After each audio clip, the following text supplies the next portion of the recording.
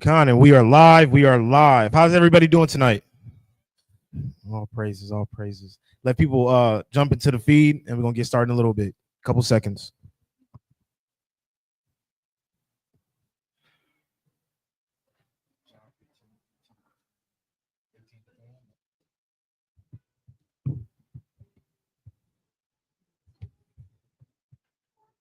Shalom to everybody online. Lord willing, everybody's enjoying the memorial, the feast. Lord willing, we could bring a beautiful lesson out today. Shalom to everybody online once again.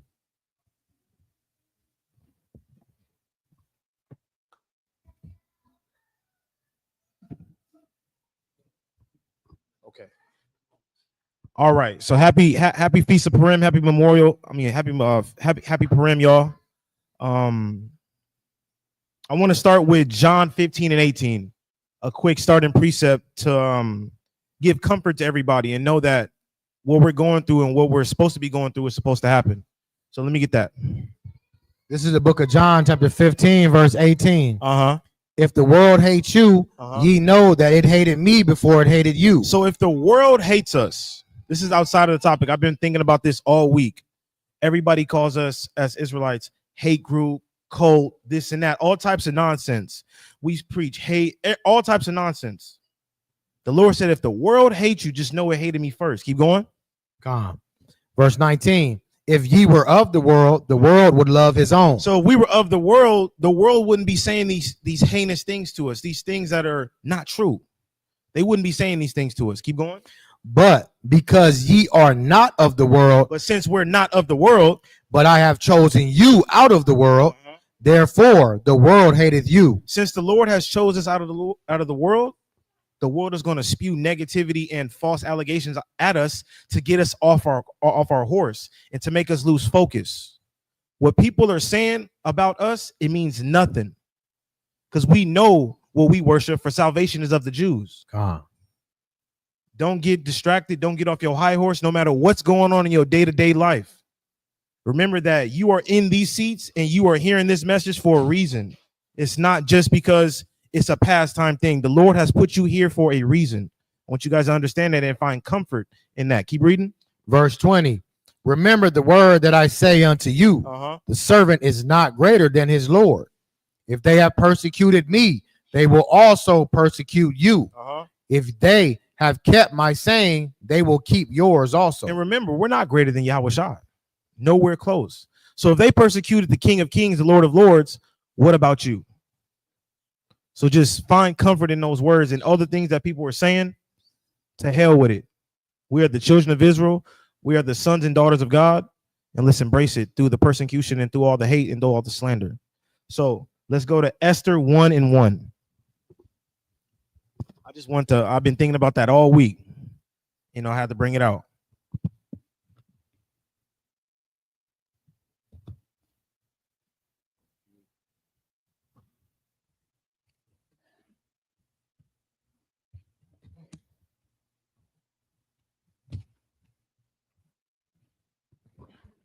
And by a raise of hands, whose first Purim is this? 1. Okay. 2. Okay. Well, we're going 3. There it is. We're going to learn something today.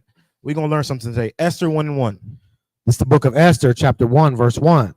Now it came to pass in the days of Ahasuerus.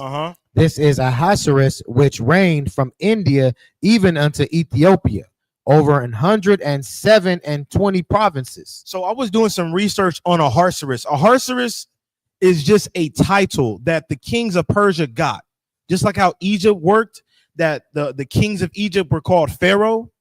Ahasuerus was just a title for the kings of Persia.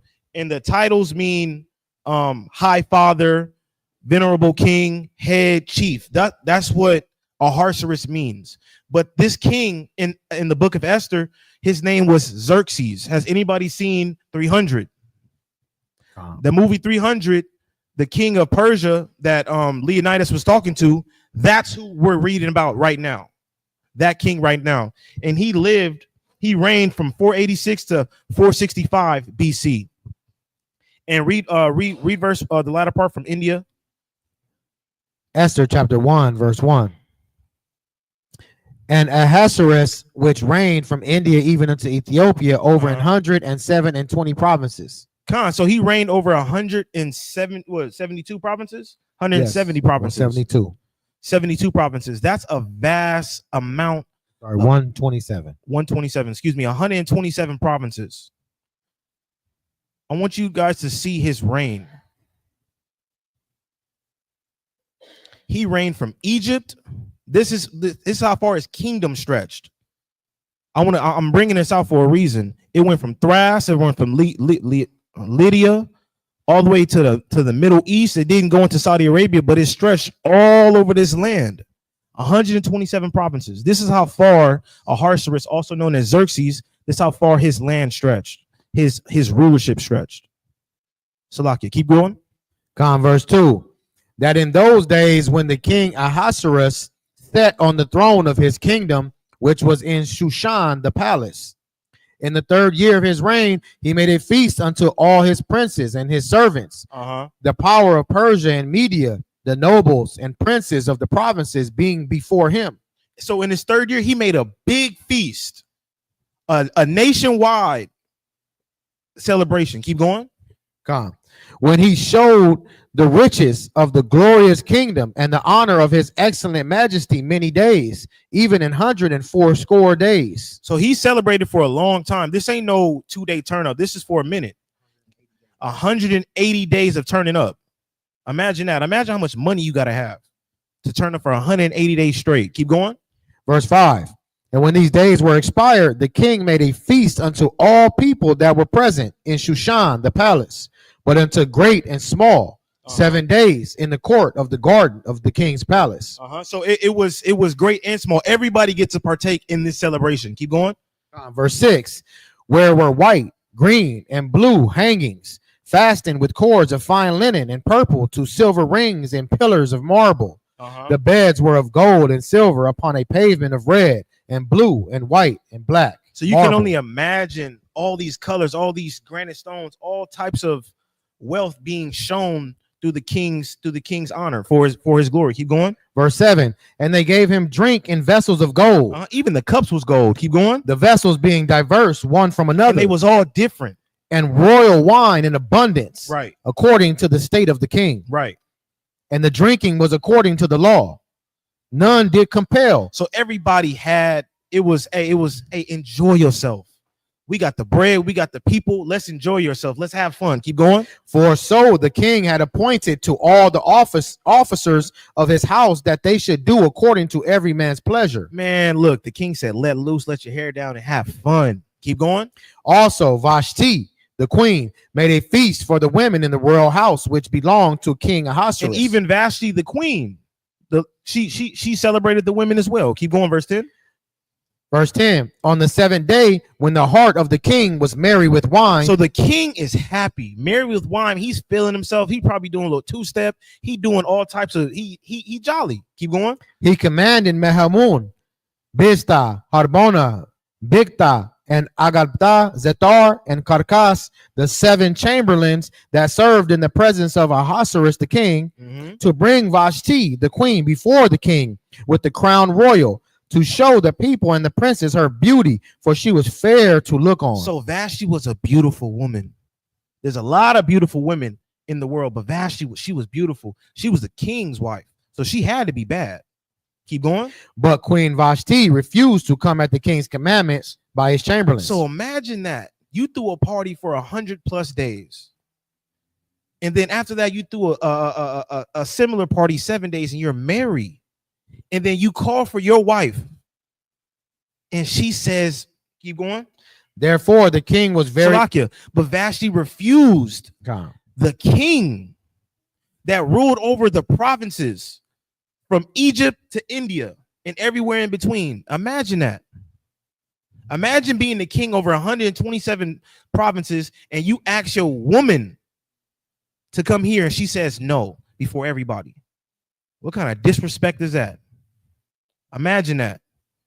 Keep going. Therefore was the king very wroth, and his anger burned in him. Then the king said to the wise men which knew the times, for so was the king's manner toward all that knew law and judgment. And the people that knew the law and judgment, they knew something was going to happen to Vashti. She messed up. She about to be tricked out of her own position by her own wicked mind. Keep going. Verse 14. And the next unto him was Karshena, Shethar, Admatah, Tarshish, Meres, Marsina, and Memucan, the 7 princes of Persia and Media, which saw the king's face and which sat the first in the kingdom. Verse 15. What shall we do unto the queen Vashti according to law? So they having counsel. They like, man, look, Vashti didn't come to the king. What we gonna do with this broad? Keep going.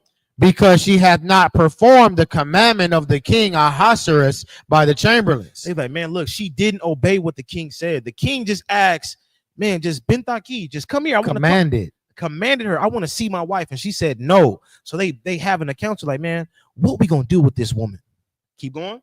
And Memucan answered before the king and the princes, Vashti, the queen, have not done wrong to the king only, but also to all the princes and to all the people that are in all the provinces of the king Ahasuerus. So Memucan was like, she didn't only just wrong you, Ahasuerus. She got us messed up. She got all the men in the provinces messed up too. Why? They call it secondhand disrespect. Oh, secondhand. I like that.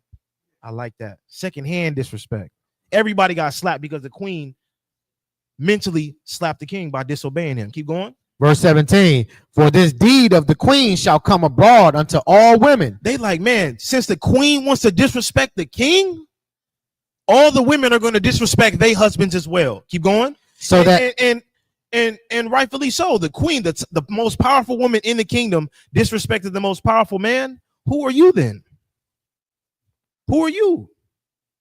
You the doorman. And your wife gonna disrespect you now because the queen disrespected the king. Can't let that slide. Keep going. So that they shall despise their husbands in their eyes when it shall be reported. The king Ahasuerus commanded Vashti, the queen, to be brought in before him, but she came not. So even when the condemnation was finna come, she still didn't come. Keep going. Likewise shall the ladies of Persia and Media say this day unto all the king's princes, which have heard of the deed of the queen. So they like, man, all the queens of the princes, all the women of the nation, they gonna be like, man, why I gotta go serve my husband if Vashti not gonna serve her? She don't have to. Why I gotta do it? Keep going. Thus shall there arise too much contempt and wrath. It's gonna cause too much problems in the nation.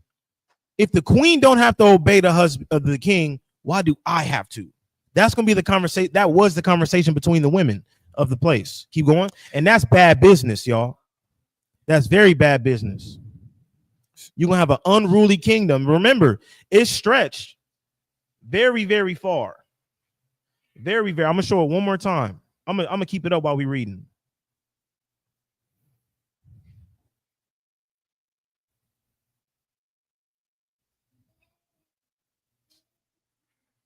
Imagine all the women here disrespecting their men at the same time because one woman fall out of line. Imagine that. That'd be a damn catastrophe. Keep going. Verse 19, chapter 1 of verse Esther. The book of Esther.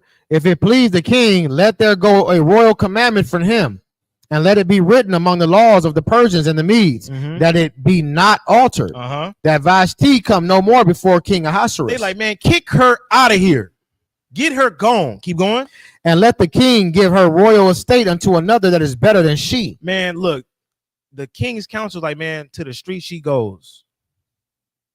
To the street she goes, and give her glory to another woman. One that's deserving. Keep going. Verse 20. And when the king's decree, which he shall make, shall be published throughout all his empire, for it is great. For it is great from Egypt all the way to Girdashia. Keep going. All the wives shall give to their husbands honor, both great and small. Because it's beyond Vashti right now. It's beyond her. Everybody got to get checked because one person messed up. Just like how Adam and Eve, everybody got to get checked now. Keep going. Verse 21. And the saying pleased the king and the princes, and the king did according to the word of Memucan. So that went out. Vashti got sent back to the streets, and every single woman had to honor her husband, whether small or great. Doesn't matter. Everybody has to honor their husband. Prince or peasant. Prince or peasant. Man that scoops up the ox feces or the one that sits next to the king. Everybody from them and in between. All the women got to respect their husband. You know, let's go to 2 and 1. The book of Esther, chapter 2, verse 1. After these things, when the wrath of King Ahasuerus was appeased, he remembered Vashti and what she had done and what was decreed against her. Then said the king's servant that ministered unto him, let there be fair young virgins sought for the king. She's like, man, look, Vashti gone. She had me messed up. I need a wife, though. Something need to go down. Keep going. Verse 3, and let the king appoint officers in all the provinces of his kingdom, that they may gather together all the fair young virgins unto Shushan the palace, to the house of the women, unto the custody of Heg the king's chamberlain, keeper of the women, and let their things for purification be given them. So the king is like, man, get all the beautiful young virgins, bring them here, let them be purified. I want to pick who I want. That's player. You know, bring them to me. That's power. Purify them. Let them go to their stage, and I'm gonna pick who I want. That's player. But remember, Vashti was bad. Sidebar: she could be bad, men. She could be beautiful, but be a damn headache. Like a ruby in a pig's snout, man. Remember that. Keep going. Verse 4: and let the maiden which pleased the king be queen instead of Vashti. So she's looking for that replacement. And the thing pleased the king, and he did so. Now in Shushan the palace, there was a certain Jew whose name was Mordecai, the son of Jair, the son of Shimei, the son of Kish, a Benjamite, who had been carried away from Jerusalem with the captivity which had been carried away with Jeconiah, king of Judah, whom Nebuchadnezzar, the king of Babylon, had carried away. So we have Mordecai, a Benjamite, carried away into the captivity. This is who the story is revolving around. Mordecai, this brave man. Keep going. And he brought up Hadassah, that is Esther, his uncle's daughter, for she had neither father nor mother, and the maid was fair and beautiful, whom Mordecai, when her father and mother were dead, took for his own daughter. So Mordecai, this is Mordecai's niece. You know, her Esther's mother and father died. Mordecai took her in, raised her up as a daughter. That's a rightful thing to do. Mordecai was a very valiant man just off of that. You know, he took that responsibility. Keep going. And the scriptures say Hadassah, also known as Esther, was beautiful. She was gorgeous, probably just like Vashti, probably even better. Keep going. So it came to pass when the king's commandment and his decree was heard, and when many maidens were gathered together unto Shushan the palace to the custody of Haggai, that Esther was brought also unto the king's house to the custody of Haggai, keeper of the women. So we see that the king called all virgins and maiden beautiful women. Hadassah was a virgin and she was beautiful. She got called up. Mordecai already know what time it is. Keep going. Verse 9, and the maiden pleased him, and she obtained kindness of him, and he speedily gave her the things for purification. So I was reading this, and it said the maiden pleased. It says, and the maiden pleased him and obtained kindness of him. So Hadassah was doing something right, better than all the other women that were gathered around the kingdom. She gained favor, and she was moved up the ladder a lot faster than other women. It wasn't about her beauty; it was about her character, about how she carried herself as a woman. And we're gonna see how Esther, also known as Hadassah, carried herself as a woman and was far above Vashti, which makes her a far better woman. Keep going. Which such things as belong to her, and 7 maidens which were meet to be given her out of the king's house, and he preferred her and her maids unto the best place of the house of the women. Esther had not showed her people nor her kindred, for Mordecai had charged her that she should not show it. So she's showing herself to be a highly favored woman, but she did not show that she was a Jew. She did not show that. Remember, the Jews are in captivity in Persia and Media. Yeah, they're still beautiful women across the whole nation, but we're in captivity. Xerxes was the king over the children of Israel. You know, he was the king ruling at that time of the earth. Keep going. Verse 11, chapter 2 of the book of Esther. And Mordecai walked every day before the court of the women's house to know how Esther did and what should become of her. And Mordecai, being a good father, he's looking out for his daughter, walking back and forth, seeing what's going on, seeing what the progress is. He wants to know how it's going on. What's going on? Is she doing good? Is she saying the right thing? Is she okay? Like, you can only imagine the worry of a father. Keep going. Verse 12. Now, when every maid's turn was come to go in to the king Ahasuerus, after that she had been 12 months, according to the manner of the women, for so were the days of their purification accomplished, to wit 6 months with oil of myrrh, and 6 months with sweet odors, and with other things for the purifying of the women. So that was the purification of all virgins. 6 months and 6 months. Drop down to verse 15. Book of Esther, chapter 2, verse 15. Now, when the turn of Esther, the daughter of Abihail, the uncle of Mordecai, who had taken her for his daughter, was come to go in unto the king, she required nothing but what Haggai, the king's chamberlain, the keeper of the women, appointed. And this is the thing. When it was her time to go in, she didn't be like, oh, well, I need this. Oh, well, I need that. No, she was like, you know what? I'm content with what I got. I'm good. Let's rock and roll. Meek and humble. She was meek and humble. She could have asked for whatever. Remember, he had a party for 100+ days. The brother got some bread. You feel me? She could have asked for anything, but she was like, you know what? I'm content. I got this. I'm confident. I'm the salt of the earth. Let's go make it happen. Bring it out. She only took what the chamberlain appointed. She really was like, I don't need nothing. Come on now. And Esther obtained favor in the sight of all them that looked upon her. And with her having that understanding and that meekness and that character, everybody loved her for that. Everybody was like, damn, like she one of them ones. It's like in today's world, like when if I'm your friend and I know you got money, and every girl you get with, she want a big rock, she want a BMW. Then you get with a female, she just like modest and simple, and she don't really ask for much. Like, man, that might be the one right there. Hey, look, she gained favor with the brothers. Keep going. Now, when the turn Esther, no, I read that already. Verse 16. So Esther was taken unto King Ahasuerus into the house royal in the 10th month, which is the month Tebeth, in the 7th year of his reign. Okay. And the king loved Esther above all the women, and she obtained grace and favor in his sight more than all the virgins, so that he set the royal crown upon her head and made her queen instead of Vashti. So Esther was made queen instead of Vashti. Remember, Esther's impressing everybody. She don't need anything extra. She modest. She lovely. She's beautiful. The queen's like, man, look, that's the one I want. The king. The king, Salakia. The king's like, that's the one I want. A Benjamite. A beautiful Benjamite. He said to the other couple thousand, I'm pretty sure it was a gang of them, get up out of here. That's the one I want. You know them heathens was jealous of her, right? Say it again. You know them heathens was jealous. Oh, yeah, for sure. A lot of people was jealous. But hey, look, it is what it is. She showed herself to be a valiant, beautiful, trustworthy, loving, kind woman. And you're gonna see that throughout the scriptures. Let me get 21. The book of Esther, chapter 2, verse 21. In those days, while Mordecai sat in the king's gate, two of the king's chamberlains, Bigthan and Teresh, of those which kept the door, were wroth and sought to lay hand on the king Ahasuerus. So remember, Mordecai is walking back and forth in the king's palace, and two of the guards are hot, and they start conspiring with each other and like, man, look, we about to go get the king.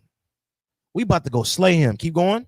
And the thing was known to Mordecai, and Mordecai heard it, who told it unto Esther the queen. And his daughter's in there. He's like, look, they about to kill the king, and he told his daughter. He told Esther, come on. They plotting on him. And Esther certified the king thereof of Mordecai in Mordecai's name. And the queen, having her husband's back, she told him. And when inquisition was made of the matter, it was found out. Therefore, they were both hanged on a tree, and it was written in the book of the Chronicles before the king. And when the king inquired of it, it was found to be true, and he got him up out of there. She gained even more favor. But and Mordecai gained favor as well. And that's very important. Mordecai gained favor as well. I want you guys to understand that. Let's go to 3 and 1. It's the book of Esther, chapter 3, verse 1. After these things did King Ahasuerus promote Haman, the son of Hamadatha, the king Agagite, and advanced him and set his seat above all the princes that were with him. So this is the introduction of Haman, the Agagite, an Edomite, a white man. This is the introduction of Haman, also known as the hater of all haters, you know, the blind of all blind. I can't wait till we get to that part because that it made me laugh. The border of wickedness. Yeah, the border of wickedness. Bring it out. Verse 2. And all the king's servants that were in the king's gate bowed and reverenced Haman, for the king had so commanded concerning him. But Mordecai bowed not, nor did him reverence. So Haman was raised up by Ahasuerus, and he commanded everybody to give him reverence. But Mordecai, being the stand-up brother that he is, said, "No, I'm not bowing to you, punk. Who are you?" And you can only imagine when you don't do what Esau says, you can only imagine how tight he get. Now imagine the king, the president of the United States says, "Hey, Timbuktu Joe, whatever you want to give him, George, when he come through the city, you bow down." But Yatazar's like, "Nah." All the men of BOW was like, "Nah." You can only imagine the king of the world, the president of the United States, gave George authority and you disregard that. You can only imagine how that man gonna feel. Keep going. Then the king's servants which were in the king's gate said unto Mordecai, "Why transgress thou the king's commandment?" Because it was the king's commandment. So they pressed him like, "Bro, what's going on? Why you not bowing down to Haman?" Keep going. Now it came to pass when they spake daily unto him, and he hearkened not unto them, that they told Haman to see whether Mordecai's matter would stand. So they kept getting at him, and then they finally went to Haman and told him about the situation. Keep going. For he had told them that he was a Jew. That's all it took. And when Haman saw that Mordecai bowed not, nor did him reverence, then was Haman full of wrath. So Haman's like, the king gave me authority.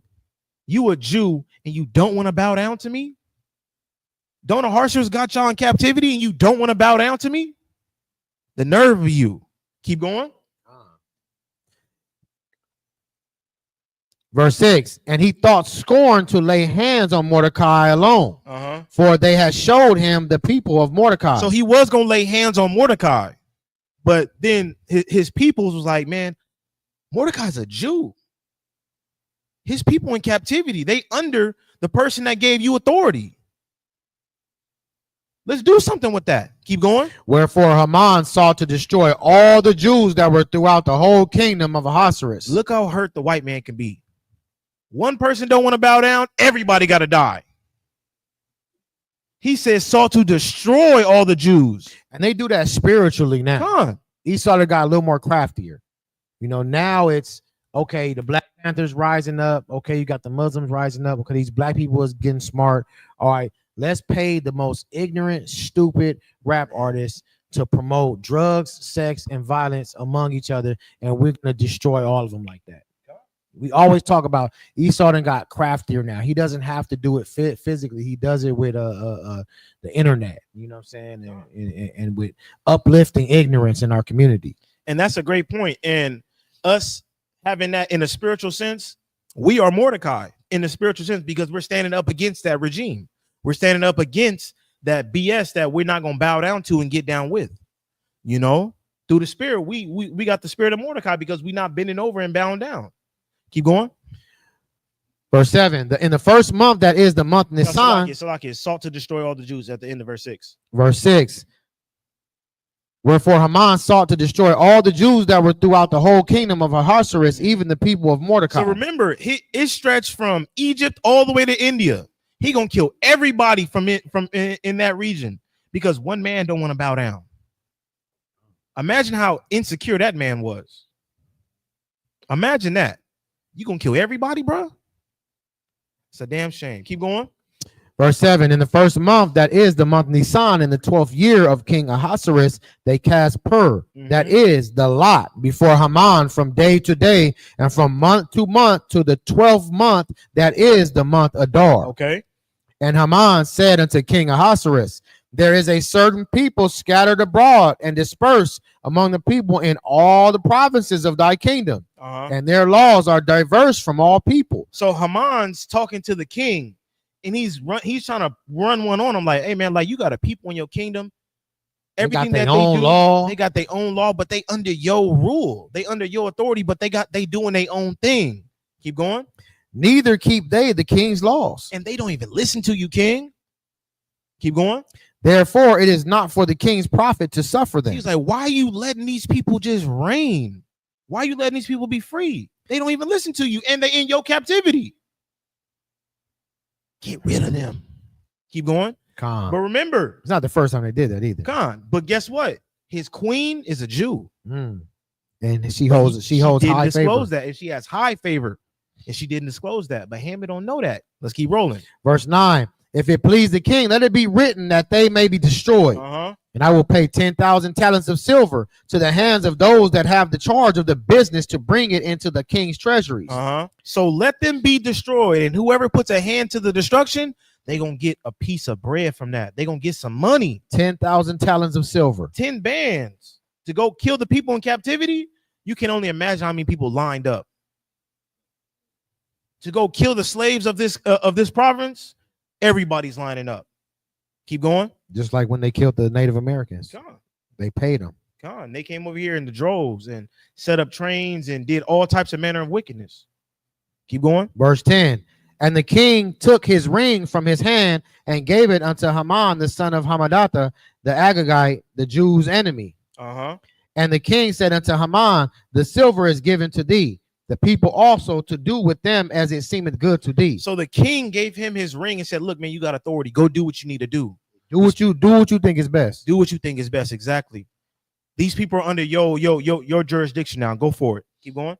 Verse 12. Then were the king's scribes called on the 13th day of the first month. And there was written according to all that Haman had commanded unto the king's lieutenants and to the governors that were over every province, and to the rulers of every people of every province, according to the writings thereof, and to every people after their language.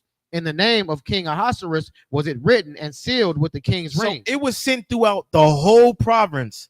It was sent to every single person in every different language. Can you imagine the hate that you have to do? Say you got 10 languages, 15 languages there, and you translate and kill all the Jews at this day in 15 different languages. That's some hate. That'd be like, you know how Trump is so pro-white? God. That'd be like him. Like, look, put it in Chinese, put it in Spanish, put it in Arabic, put it in everything. I need it everywhere. Everybody needs to read this message. Keep going. Verse 13.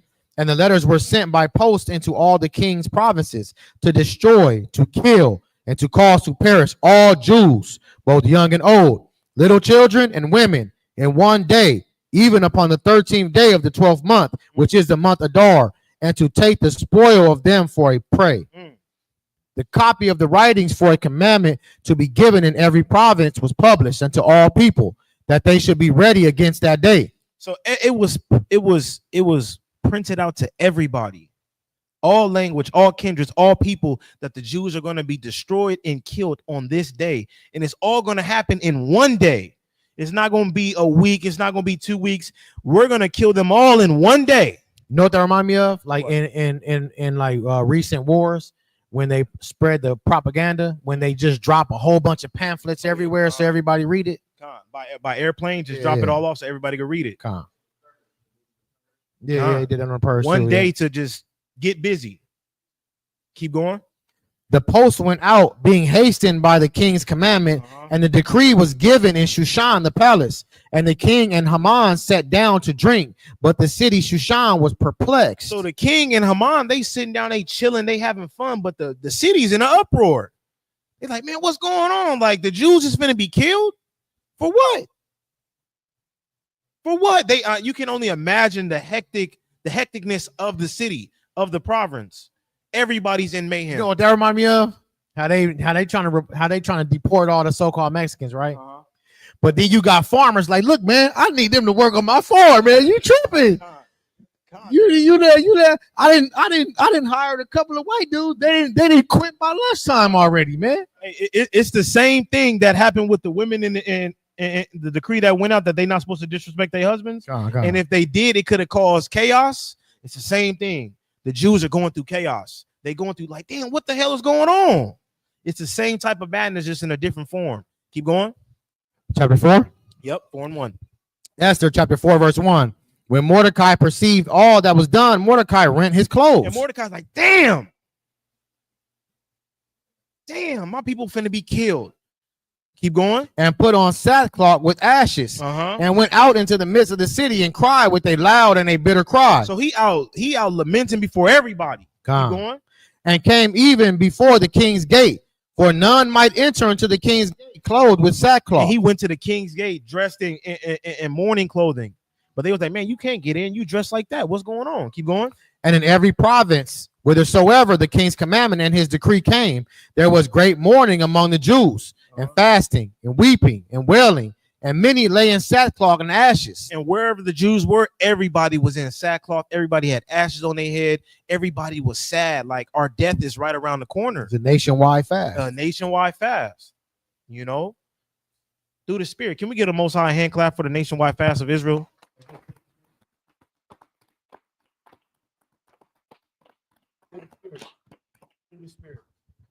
Keep reading. Verse 4. So Esther's maids and her chamberlains came and told it to her. Then was the queen exceedingly grieved, and she sent raiment to clothe Mordecai and to take away his sackcloth from him, but he received it not. Now imagine the queen is sitting up in the palace. She's living good. And then the message comes to her that, hey, look, your pop's out there crying. He crying because all the Jews are finna be killed. And she's like, oh, damn. Now she feeling some type of way. She grieved. She feeling some type of way. And now she goes send clothes to her pops, but he refused it. Keep going. She could have been like some of these women today. Like, well, I'm good, so I don't really care what's going on in the hood no more. You know what I'm saying? For a fact. She could have been like that. But guess what? Mordecai, look, and if she was like that, Mordecai would address that. Because we have to understand, no matter how high we get up as individuals, we must always remember that we're a nation of people. That even if we're righteous, we're judged as a group. You know, Jeremiah didn't do no wrong. You know, all the prophets did no wrong, but they still went into captivity. You know, they were messengers of the Lord, but they still went with the nation. You know, keep going. Verse 5. Then called Esther for Hatash, one of the king's chamberlains, whom he had appointed to attend upon her, and gave him a commandment to Mordecai to know what it was and why it was. So Hatash trying to figure out what's going on. So it's the message back and forth. They're going back and forth, back and forth. Keep going. So Hatash went forth to Mordecai into the street of the city, which was before the king's gate. And Mordecai told him of all that had happened unto him, and of the sum of the money that Haman had promised to pay to the king's treasuries for the Jews to destroy them. So they're going back and forth. Mordecai is telling Esther, and Esther's talking to Mordecai. They're going back and forth, like, man, look, this is what's going to happen. Like, we're going to be destroyed. He put a bounty on her head. He's filling her in. You know, let's jump down to verse 11. Verse 11. All the king's servants and the people of the king's provinces do know that whosoever, whether a man or woman, shall come into the king into the inner court, who is not called, there is one law of his to put him to death, except such to whom the king shall hold out the golden scepter, and he may live. But I have not been called to come in unto the king these 30 days. So we skipped a couple of verses, but I'm going to put you guys in. So Mordecai's like, look, Esther, you're a Jew. Go talk to the king and speak on our behalf and reverse this decree that was going out. And Esther's like, look, I can't. Only way I could be brought to the king is if he summons me. And I haven't seen him in 30 days. Keep going. Verse 12. And they told to Mordecai Esther's words. Then Mordecai commanded to answer Esther, think not with thyself that thou shalt escape in the king's house more than all the Jews. So he had to kind of like check her, like, look, I don't care if you haven't seen him in 30 days. You think you're going to escape? You think you're not going to get punished? You think this torment that's going to come upon us is not going to come to you because you with the king? Keep going. He replaced the last one. Hey, look. But look, this judgment ain't going to come from the king. This judgment going to come from the Most High. Bring it out. Verse 14. For if thou altogether holdest thy peace at this time, you don't speak up, then shall their enlargement and deliverance arise to all the Jews from another place. We're going to be saved from a different part. We're going to be saved. That's faith. That's faith. Keep going. But thou and thy father's house shall be destroyed. You going to get it. Imagine The daughter is the queen. And you letting her know, look, we gonna be delivered. But your ass, you gonna be killed. And your father's house, everybody. And that's including Mordecai, because he took her on. Mm-hmm. Keep going. And who knoweth whether thou art come to the kingdom for such a time as this? Keep going. You know, he's telling her, why do you think you in this position? What do you think what do you think the Most High's reason for putting you in this position is? Right. You there for a reason. That's a good point. You there for a reason. Don't ignore this opportunity. Keep going. Verse 15. Then Esther bade them return Mordecai this answer. Go gather together all the Jews that are present in Shushan, and fast ye for me, and neither eat nor drink 3 days, nights or day. I also and my maidens will fast likewise. And so will I go in unto the king, which is not according to the law. And if I perish, I perish. Keep going. So Mordecai went his way and did according to all that Esther had commanded him. So Esther gave out a command to her pops and to all the Jews, like, hey, look, everybody fast, and I'm about to go risk my life. And if I die, I die. You know, I'm about to stand up for my people right here, right now. She presented her body a living sacrifice. She made her body a living sacrifice. I'm gonna go before the king, and I'm gonna present myself. And the law is you cannot come to the king unless he summons you. But she gonna bypass that and make it happen for her people, because that pep talk that Mordecai gave her, you know, that slap in the face, like, hey, look, you gonna get God if you don't do this. You know, chapter 5. The book of Esther, chapter 5 from the top. Now it came to pass on the 3rd day that Esther put on her royal apparel, and so after the fast was done, she got dolled up. Yeah, she got dolled up. She got pretty. She got right. And stood in the inner court of the king's house, over against the king's house. And the king sat upon his royal throne in the royal house, over against the gate of the house. And it was so, when the king saw Esther, the queen, standing. So she got all dolled up, and she stood on what it says, the inner court. She standing on the inner court of the king's house, over against the king's house. So she was standing from afar, against the gate, looking beautiful. You know, and the king saw her. Keep going. And it was so, when the king saw Esther, the queen, standing in the court, that she obtained favor in his sight. So even though the king's commandment is nobody can come to me unless I summon you, Esther was like, man, to hell with that. I got to save my people. She got dolled up. She knew exactly probably what he loved to smell. She knew exactly probably his favorite color was on her. And she put it on. And she stood from afar, and she let the king call her. And the Lord said, out of Zion come the perfection of beauty. Man, I can only imagine. Now, look, the difference between her and Vashti is Vashti probably would have went up and said, hey, you need to let my people go, this and that, whoopty whoop. You probably would have got beheaded that day. Vashti didn't have class. Esther was showing class in modesty and grace. And finesse. and finesse like a mug. But she's showing qualities of a great woman. You know, she's showing that the patience. Keep going. And she's putting her nation before anybody. For sure. And the king held out to Esther the golden scepter that was in his hand. So Esther drew near and touched the top of the scepter. Hey, look, Esther know how to seduce her man. Just that simple. He see her over there standing beautiful, smelling good, looking good. You know, I'm not going to do the other one, but, you know. And he put out his scepter, and she touched the tip of it. She know how to get her man. She know what to do. You know, that's her husband. Even though he a heathen, she still know how to please her man. You know, keep going. Verse 3. Then said the king unto her, what wilt thou, Queen Esther? And what is thy request? It shall be even given thee to the half of the kingdom. So her just standing there, walking up and touching the tip of the scepter. He said, you got half. He said, what do you want?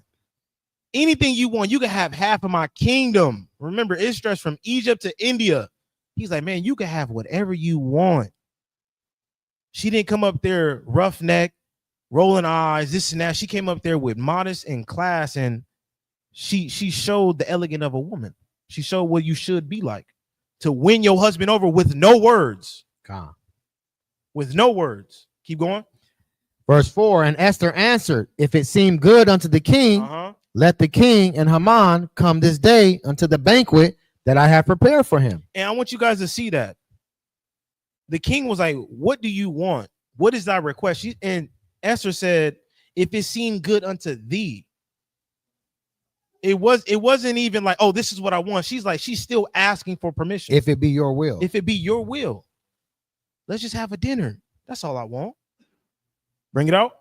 That's showing that's grace. That's class. Verse that's 5. Humility. Keep going. Then the king said, cause Haman to make haste. And the king was like, chop, chop. Let's get this done. Yeah.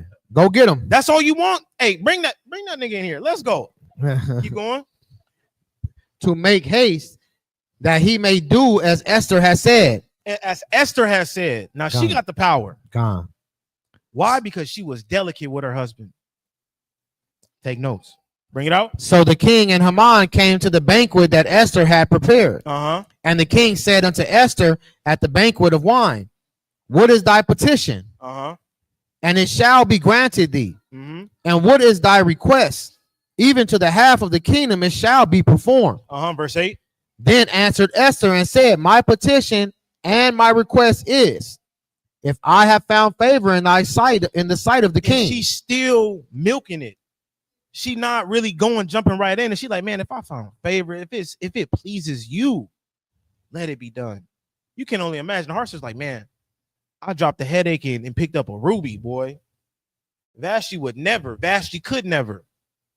Keep going. And if it please the king to grant my petition and to perform my request, let the king and Haman come to the banquet that I shall prepare for them, and I will do tomorrow as the king has said. She like, I just want to have a dinner with you and Haman. That's it. And then I'll give you my request. And I give you my request there. Keep reading. Verse 9. Then went Haman forth that day joyful and with a glad heart. But when Haman saw Mordecai in the king's gate, that he stood not up, nor moved for him, he was full of indignation against Mordecai. So now Haman is like, man, I'm about to have a dinner with the king and the queen. I'm happy. I'm finna go tell my wife. And he walking past Mordecai, and Mordecai ain't moving. Mordecai ain't bowing down. Probably was me, mother. And that smile turned into a frown. Just like that. I'm about to have dinner with the king and the queen. I'm finna go tell my wife. Let's pop some bottles tonight. And he walked past Mordecai. Mordecai like, man, I'm a statue right here, bro. Probably mad dogging him too. Bring it out. And Haman was fierce. He was angry. He was turning red. Hey, look. Cherry pop. Keep going. Nevertheless, Haman refrained himself, and when he came home, he sent and called for his friends and Zeresh, his wife. So Haman was like, man, I ain't worried about you, bro. Y'all finna be killed anyways. I'm finna go to my wife and tell all my peoples, man, I'm finna go meet with the king and the queen. Keep going. And Haman told them of the glory of his riches and the multitude of his children and all the things wherein the king had promoted him and how he had advanced him above the princes and the servants of the king. He's telling, man, look, the king gave me the ring. He gave me order. He gave me everything, bro. I'm winning. Told everybody to bow down to me. Man, he gave me power. I'm winning. What we doing tonight? Bring it out. Verse 12, Haman said, moreover, yea, Esther, the queen, did not let men come in with the king unto the banquet that she had prepared, but myself. And guess what? I got the power. And guess what? The queen don't want nobody to come to the dinner but me. You can only imagine how high his head was in the clouds. Keep going. Gone. And tomorrow am I invited unto her also with the king. Yet all this availeth me nothing. And Haman's like, man, this mean nothing. That I got the power, that the queen want to meet me, that I got all types of power and rubies and riches, but it all means nothing. Why? So long as I see Mordecai the Jew sitting at the king's gate. As long as I see that MF just standing there, not bowing down to me. Imagine the derogatory terms they had for us back then. For sure. All this means nothing because Mordecai don't want to bow down. You got the world at your hands, but you mad at one man. But that's the nature of Esau. Keep going. Verse 14. Then says Zeresh, his wife, and all his friends unto him, let a gallows be made of 50 cubits high. He's like, man, you already winning, man. Let's get this brother out of here. Let's go hang him. Keep going. And tomorrow speak thou unto the king that Mordecai may be hanged therein. And when you go to that banquet tomorrow, hey man, make a proposal that you hang Mordecai. You already got the power. You got everything. You're already talking to the queen. Hang that man outside because he don't want to bow down. Keep going. Then go thou in merrily with the king unto the banquet. And the thing pleased Haman, and he caused the gallows to be made. And Haman was like, you know what? That's a great idea. He don't want to bow down. He gonna hang. Keep going. On that night could not the king sleep. And he chapter 6, y'all. Just let chapter 6, the book of Esther. On that night could not the king sleep, and he commanded to bring the book of records of the chronicles, and they were read before the king. So the king, the night before the banquet, the king is tossing and turning. He can't sleep. So he's like, you know what? Hey, Chamberlain's like, give me the book of the chronicles. I want to read. Keep going. And it was found written that Mordecai had told of Bigthana and Teresh, two of the king's chamberlains, the keepers of the door, who sought to lay hand on the king Ahasuerus. And the king is reading. He's like, Mordecai is the man that saved my life. Keep going. And the king said, what honor and dignity have been done to Mordecai for this? In the middle of the night, the king's like, Mordecai saved my life. Did anyone repay him? Did anyone show him glory? Did anyone show him favor? Keep going. Then said the king's servants that ministered unto him, there is nothing done for him. And the king was like, man, look, nobody did nothing for him. Esther, it was told that Esther, spoke up. Yeah, the servants told the king. But Mordecai didn't get no, not another. Keep going. Verse 4. And the king said, who is in the court? Now Haman was come into the outward court of the king's house to speak unto the king to hang Mordecai on the gallows that he had prepared for him. Now imagine that. The king found out that Mordecai saved his life. Haman is coming in with this bright idea from his family that, man, we about to go hang Mordecai. I'm about to ask the king that. The man that just saved the king's life, he's about to ask to hang. He don't know that though. A chess player. A chess player. The Most High is a chess player. Bring it out. And the king's servant said unto him, behold, Haman standeth in the court. And the king said, let him come in. So Haman came in, and the king said unto him, what shall be done unto the man whom the king delighted to honor? So Haman's like, he came in and the king was like, hey, what do you think we should do to honor a man? Keep going. Now Haman thought in his heart, to whom would the king delight to honor, to do honor more than to myself? And Haman's like, why is the king asking me this? I'm the man of the town right now. He got to be talking about me. He got to be talking about me.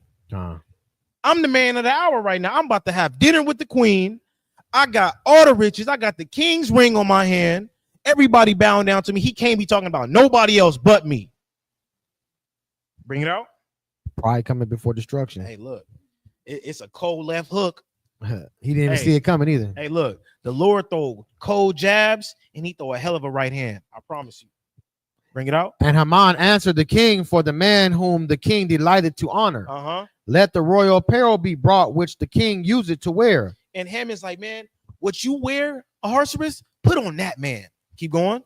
And the horse that the king rideth upon. And the horse you ride in, let him ride on it. And the crown royal which is set upon his head. And what's on your head, put on his head. And let this apparel and horse be delivered to the hand of one of the king's most noble princes, that they may array the man with all whom the king delighted to honor, and bring him on horseback throughout the street of the city. And the one that you hold to the highest regard, king, let him bring all these things to him and let him ride through the street. Haman is giving these directions to the king, to the man that should be honored. Keep going.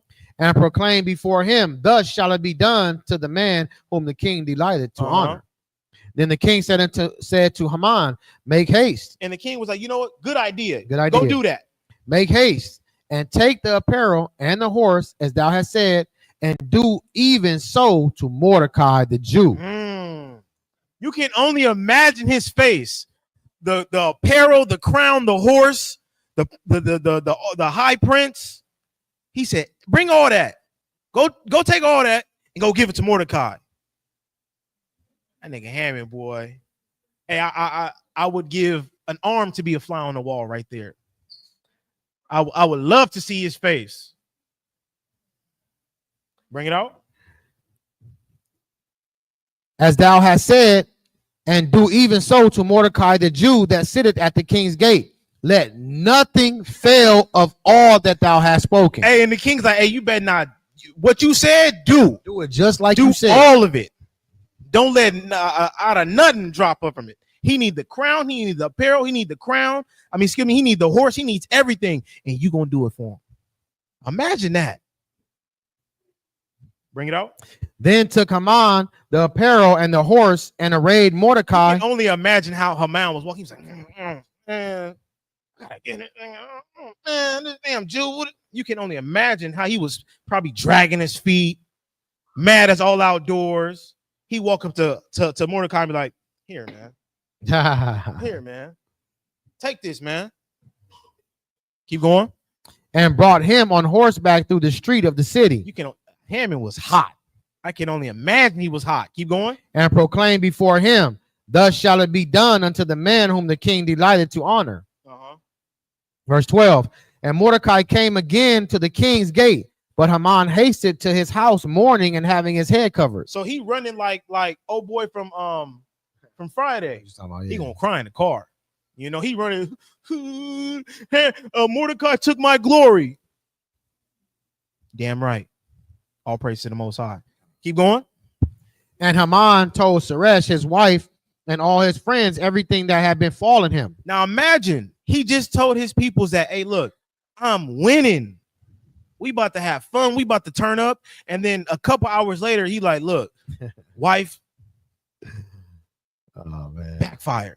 Remind me of the dude, the Jake in Vegas that was outside his hotel room crying, said he lost it all.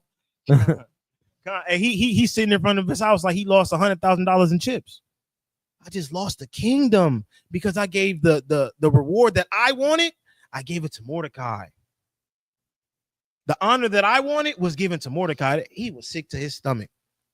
Keep going. Then said his wise men and Zeresh his wife unto him, if Mordecai be of the seed of the Jews, before whom thou hast began to fall, thou shalt not prevail against him, but shalt surely fall before him. Hey, they told him, hey, look, man, the king love him. He a Jew. You're not gonna make it, bro. Ain't these the people you just put a decree out on? Man, it ain't looking good for you, bro. Keep going. Verse 14. And while they were yet talking with him, came the king's chamberlains and hasted to bring Haman unto the banquet that Esther had prepared. And in the midst of them talking, he got to go to the banquet. Now imagine what's going through Haman's head. He's on a roller coaster of emotions. I just had it all. I wanted this glory. Now it's given to the person that I hated. I put out a decree. I had a conversation with the king. I put out a decree to kill all the Jews, which Mordecai is. And now Mordecai is getting the glory. Now I still got to go to this damn dinner. You can only imagine. He dragging his feet, his head down. He probably sweating bullets. Bring it out. Verse 7, chapter 7, book of Esther. So the king and Haman came. Number 6 and 14? Yes. All right, keep going. Chapter 7 in the book of Esther. So the king and Haman came to banquet with Esther the queen. And the king said again to Esther unto the second day at the banquet of wine, what is thy petition, Queen Esther? So everybody's there. And Ahasuerus asks his queen, like, what do you need? Like, you got us here. You got myself. You got Haman here. You wanted to have a dinner. Like, what did you want to, what did you need? Like, tell me anything that you needed. Bring it out. All the way up until half the kingdom. He said, hey, man, look, whatever you want. The offer that I gave out initially is still on the table. God. If you want half of my kingdom, you got it, babe. Just tell me what you want. Like Fabulous said, just throw it in the bag. Just whatever you want. Just let me know. Bring it out. And it shall be granted thee. And what is thy request? And it shall be performed, even to the half of the kingdom. Then Esther, the queen, answered and said, if I have found favor in thy sight. Still being meek and humble. O king. If I find favor, I got y'all here. I'm getting what I wanted. And still showing favor to the king. Still showing reverence to her husband. Keep going. And if it please the king. And if it please you. Keep going. Let my life be given me at my petition. Trade my life in for it. And my people at my request. For we are sold. Now she's revealing that she's a Jew. Keep going. For we are sold, I and my people, to be destroyed, to be slain, and to perish. Right.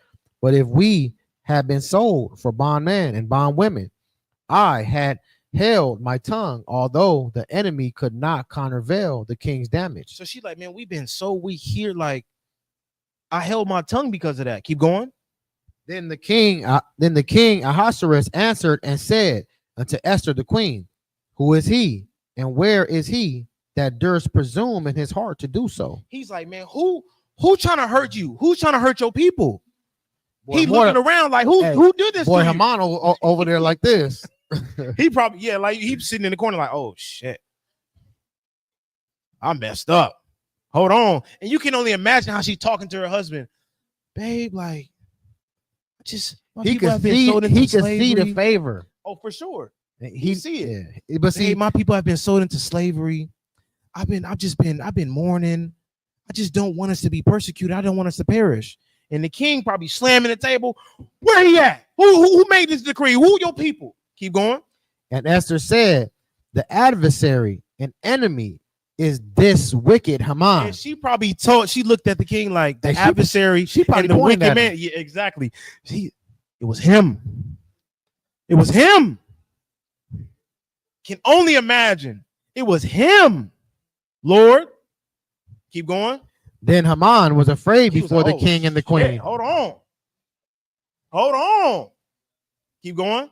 And the king, arising from his banquet of wine in his wrath, went into the palace garden. The king got up. He like, man, hold on. My number one, my number two, trying to set up my woman and her people. I got to get up out of here. I got to catch a breather. Keep going. And Haman stood up to make request for his life. And Haman at Esther's feet like, hold on, girl. Like, hold on. To Esther, the queen. What you just say to him? What Chris Tucker say to Jackie Chan? I didn't know this man wrote like this. I didn't know you got down like this, Esther. Hold on. Keep going. For he saw that there was evil determined against him by the king. And he like, hold on, look, you set me up. Ain't looking good for me. It ain't looking good. All praise to the Most High. Keep going. Then the king returned out of the palace garden into the place of the banquet of wine. And Haman was fallen upon the bed whereon Esther was. Now imagine, you just got told this as a king, that your wife and her people are about to be persecuted and killed. And the person that did it was your right-hand man. And you get up and leave and you come back and you see that man laying in bed with your wife pleading. All in her face. Keep going. Then said the king, will he force the queen also before me in my house? You gonna sleep with my woman in my house? You trying to rape my wife? After you was just the wicked one she accused? Kind of dude is you? You know what I mean? Who did I put in charge? Keep going. As the word went out of the king's mouth, they covered Haman's face. And they got up on it. They put things over his head. They got him up out of there. Have you seen them viral videos when they just pull somebody's face? With the trash bag. Yeah. Hey, I can only imagine that. And they snatched him up real quick. They're like, man, look, yo, hey, you done. You're done, Haman. You're done. Keep going. And Harbona, one of the chamberlains, said before the king, behold, also the gallows 50 cubits high, which Haman had made for Mordecai, who had spoken good for the king, standeth in the house of Haman. Then the king said, hang him thereon. Now, can you imagine? Haman already got a bag over his head. He probably getting dragged through the palace, and all you could hear is, hey, them gallows outside too? Haman wanted to hang Mordecai on them. Not Mordecai. Mordecai? Nah, Mordecai. Hang him on it. Hang him on there. Haman had a bad 24 hours, boy. He had a bad 20. At the top of the world, now he hanging off a gallows. It can happen just like that, family. Just like that. Don't mess with that's why, hey, look, we're being persecuted, but guess what? You don't mess with the children of Israel. Because the Lord got something special for you. He can make you embarrassed before the whole world, before your family, and you could be hanging from a tree. Just like that. Spiritually or literally. Let me get that was 71. Let me get 81. That was 9. That was 9. Yeah, 10. Finish 10. You get 10. Yeah. So they hanged Haman on the gallows that he had prepared for Mordecai. Then was the king's wrath pacified. I'm good now. Like the man that wanted to sleep with my wife, the man that wanted to kill the man that saved me, the man that wanted to persecute my woman's people, he's dead now. I'm good. Keep going. On that day, chapter 8, book of Esther. On that day did the king Ahasuerus give the house of Haman, the Jews' enemy, unto Esther the queen. And Mordecai came before the king, for Esther had told what he was unto her. So the house of Haman was given over to the Jews, you know, all praise unto the queen of Esther. All praise to the Most High. Keep going. And Mordecai came before the king, for Esther had told what he was unto her. And the king took off. And Mordecai came up to the king and told, like, hey, look, Esther is my daughter. Like, this is so like Esther told him, like, this is my uncle. Yeah. Like, this is Pops. You know, keep going. And the king took off his ring, which he had taken from Haman, and gave it unto Mordecai. And Esther set Mordecai over the house of Haman. Man. A person, now imagine. You see the person that Haman was talking down to the family. You see him come into the house with the ring that Haman's wife had. And like, damn, the same wrath that came upon Haman is going to come upon the house of Haman from the person that Haman hated. Hey, it's the circle of life. Keep going. Verse 3. All the way to verse 6. And Esther spake yet against before the king. And fell down at his feet and besought him with tears to put away the mischief of Haman the Agagite. It's not over yet because the decree is still out. We got to remember that the decree was still sent out that all the Jews were going to be killed, and the reward of it was going to be sent out as well. And it wasn't like today where the internet, where you could just let everybody know at the same time. Remember, the word still, even if they canceled this decree, people had to go out and actually cancel it for sure in person. Imagine walking 60 miles, dropping off letters saying, oh, the Jews are good. The Jews are good. You might not know. They might be fighting already. Imagine you got to put out a decree. This is in 486 BC. There was no Gmail, family. There was no Instagram. You had to go write a letter and go deliver it from Egypt to India. 127 provinces. 127 provinces where all the Jews dwell. You have to get that message across. It wasn't just in a snap of a finger. Keep going. And Esther spake yet again before the king and fell down at his feet and besought him with tears to put away the mischief of Haman, the Agagite, and his device that he had devised against the Jews.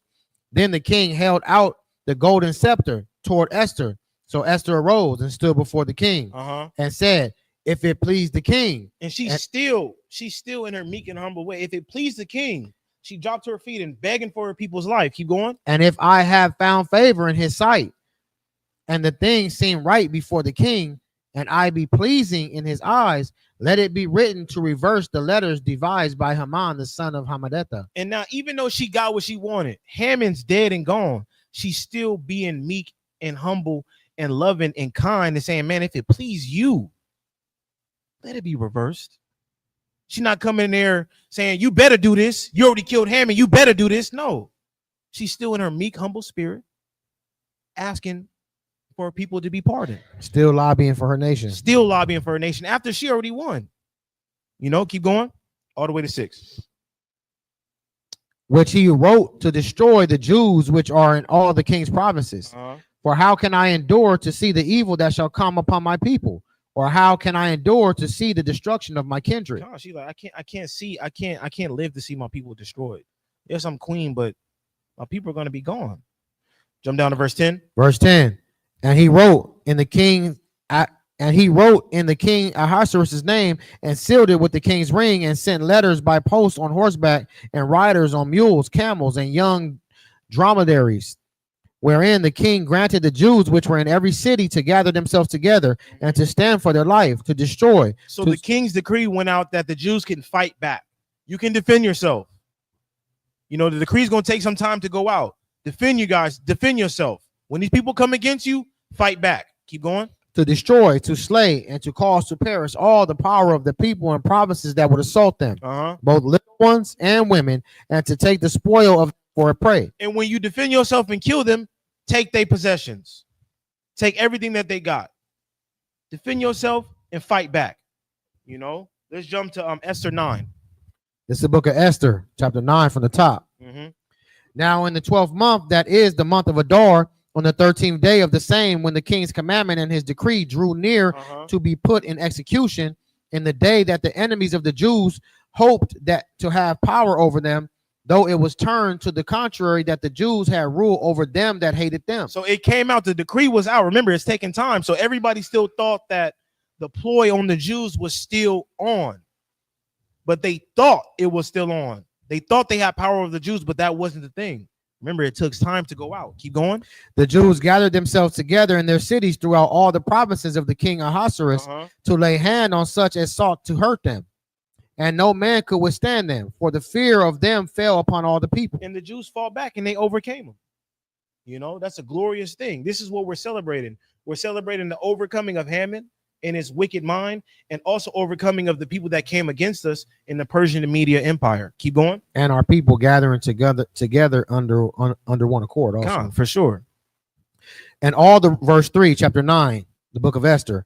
And all the rulers of the provinces and the lieutenants and the deputies and officers of the kings helped the Jews, because they fear of Mordecai's fell upon them. And all the people that are high up in Ahasuerus' army in his kingdom helped the Jews, because they saw what happened to Haman for going against Mordecai. Man. So they said, we're not going up against him. Exactly. Keep going. For Mordecai was great in the king's house. Exactly. And his fame went out throughout all the provinces. For this man Mordecai waxed greater and greater. Thus the Jews and Mordecai waxed greater and greater for just standing on business. For not bowing down. Imagine if Mordecai bowed down, but he stood on business. I don't know if y'all seen brother going around. He followed commandments, bro. You ain't supposed to bow down to nobody. I don't know if you guys been seeing online, but Aaron the plumber standing on business. Yeah. Mordecai was standing on business like Aaron the plumber. He didn't turn down no fades. On the Lord's business. On the Lord's business. He didn't turn down no fades. You know, keep going. Verse 5. Thus the Jews smote all their enemies with the stroke of the sword, and slaughter and destruction, and did what they would unto those that hated them. And in Shushan the palace. Verse 10. Verse 10. The 10 sons of Haman, the son of Hammedatha, the enemy of the Jews, slew they, but on the spoil laid them not their hand. So they killed the sons of Haman. Everybody that came against them, the Jews, they killed them, but they didn't take Haman's spoil. You know, they didn't take none of his possessions. You know, let's jump down to verse 15 now. Verse 15, chapter 9, the book of Esther. For the Jews that were in Shushan gathered themselves together on the 14th day also of the month of Adar, and slew 300 men at Shushan, but on the prey they laid not their hand. So the thing happened in the capital, Shushan. They killed, what does it say, 3,000? 14th day, 300 men. 300 men, excuse me, in the city of Shushan, and they didn't take their spoils. They didn't take their possessions. Keep going. But the other Jews that were in the king's provinces gathered themselves together and stood for their lives. But everywhere outside of Shushan, they stood on business. Keep going. And had rest from their enemies, and slew of their foes 70 and 5,000. So 75,000 people came against the Jews, all looking for a reward, and they all got put to rest. Keep going. But they laid not their hands on the prey. And they still didn't take none of their possessions. Keep going. On the 13th day of the month of Adar, and on the 14th day of the same, rested they, and made it a day of feasting and gladness. And that's what we're doing today. All praise to the Most High. All praise to the Most High. That's what we're doing today. We're celebrating the overcoming of the people that want to slay us. That's a beautiful thing, because guess what? Before this knowledge, we were doing it, but in the opposite way. We were celebrating the death of our people in Thanksgiving, and we were doing it blindly. But now we're doing it in a righteous thing for our people, standing up for the Lord and standing for something and not dying for anything. That's what we're celebrating. We're celebrating the overcoming of our people. You know, standing up for something. Keep going. But the Jews that were in Shushan assembled together on the 13th day thereof, and on the 14th day thereof, and on the 15th day of the same they rested, and made it a day of feasting and gladness. So we're keeping the 14th and the 15th day. Keep going. Therefore the Jews of the village that dwelt in the unwalled towns made the 14th day of the month of Adar a day of gladness and feasting, and a good day, and of sending portions one to another. So these people were in gladness, they were feasting, and they were sending portions one to another. That's what we got right here. That's what we got right here. We got gifts. We're celebrating the overcoming of our enemy, and we're celebrating with each other, and we're giving gifts to one another. You know, we're not missing nothing in the world. In the world, they got Christmas. Hey, we got Purim. All praise to the Most High. You know, we got Purim, and it's a beautiful thing. Purim be lit too. Brothers be getting good gifts. I ain't gonna hold you. You know, I can't wait to, hey, it's going down. You know, but Purim is a beautiful thing. And I pray that everybody's out there is partaking in Purim. You know, I pray that everybody's partaking and enjoying themselves, you know, and celebrating the Lord and reverencing the Lord through all things. And reading this story, this is a beautiful story to read. We skipped over a couple of things, but read the whole thing for yourself. It's a beautiful story. You know, keep going. It shows you, Salakia. It shows you how men should be and how women should be. You know, men need faith also. For sure. It shows faith, but men need to stand on business no matter what comes up in front of you, no matter what adversity, the death of your people or anything, stand up for it. You know, and women be a rest for your husband. You know, don't be Vashti. Vashti was for the streets. You know, she got into the kingdom and got lazy with it. Keep going. Verse 20, chapter 9, the book of Esther. And Mordecai wrote these things and sent letters unto all the Jews that were in all the provinces of the king Ahasuerus, both nigh and far, to establish this among them, that they should keep the 14th day of the month Adar and the 15th day of the same yearly. I saw comments earlier in the lesson. Yes, we're supposed to keep the Feast of Purim. Yes, it's something that we're supposed to keep yearly. We're supposed to do this. It's a memorial for our people. We're memorizing the overcoming of the enemy. So yes, we're supposed to keep it. Remembering the old path. Come on. Bring it out. To establish among them that they should keep the 14th day of this month Adar and the 15th day of the same yearly, as the days wherein the Jews rested from their enemies, and the month which was turned unto them from sorrow to joy, and from mourning into a good day, that they should make them days of feasting and joy, and sending portions one to another and gifts to the poor. Yes, that's what we're doing, and that's what we're going to do tonight, you know, through the Spirit. And the last verse is going to be 9, 26, and 28, and that's it. It's the book of Esther, chapter 9, verse 26.